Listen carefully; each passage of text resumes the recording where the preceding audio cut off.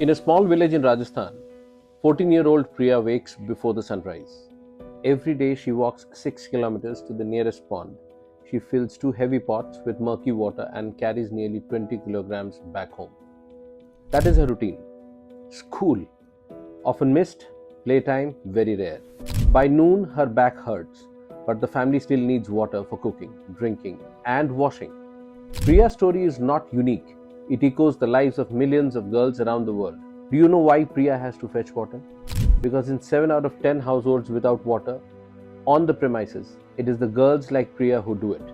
Girls under 15 years spend more time gathering water than boys. Women and girls also walk longer distances to reach water sources. And that time comes at a cost. Time away from school, time away from work, time away from simply being a child. And often the journey itself is risky, exposing them to injuries or danger along the way. March 22nd marks the World Water Day. The theme for 2026 is Water and Gender, where water flows with equality as equality grows. It raises an important question. How can a country reach its full economic potential when millions of girls spend their mornings fetching water instead of studying? How can women pursue education or jobs when access to basic necessity takes hours out of their day? This is not just a water crisis, it is holding back our collective future. Every minute a girl spends carrying water is a minute taken away from her education and her opportunities. Water is the foundation of life. Every person, every community, every ecosystem depends on it. We need water to drink, to stay healthy, to grow food, to produce energy, to sustain the natural world around us. But World Water Day is not only about survival. It is about opportunity, but it is also about equality. Because when water is far away, opportunity is far away too. Today, around 2.2 billion people across the world still do not have safe drinking water at home. And when water is not available at home, someone has to go and collect it. In most cases, that responsibility falls on women and girls. For a country like India, the pressure on water is enormous. India supports nearly 17% of world's population, but it has access to only about 4% of the world's freshwater resources. For millions of families, water scarcity is not a distant threat. It is already a daily reality, and the challenge is growing by the day.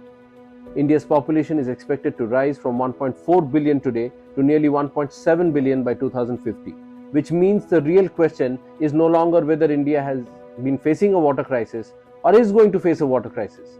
The question is how soon the parts of the country could run out of water. When water becomes scarce, families often rely on whatever source is available, like ponds, rivers, shallow wells. Water that may appear clean but can carry dangerous bacteria and parasites. Contaminated drinking water spreads diseases, diarrhea, cholera, dysentery, and typhoid.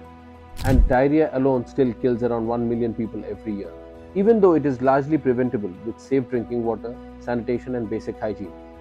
For children, repeated illness often means missed school and poor health.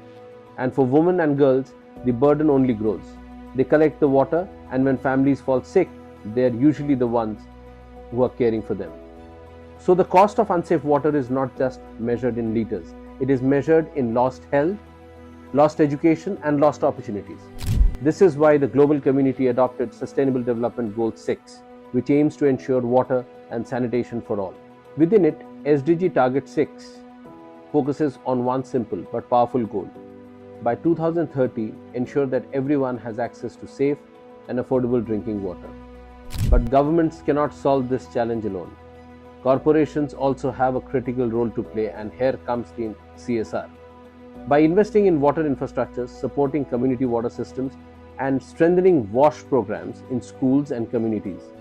Because when clean water reaches a community, everything changes. Children stay healthier, girls stay in school, and families finally have the opportunity to build a better future. And we have enough proof working in this sector for the last 18 years. And girls like Priya get something they have long been missing, their own time back.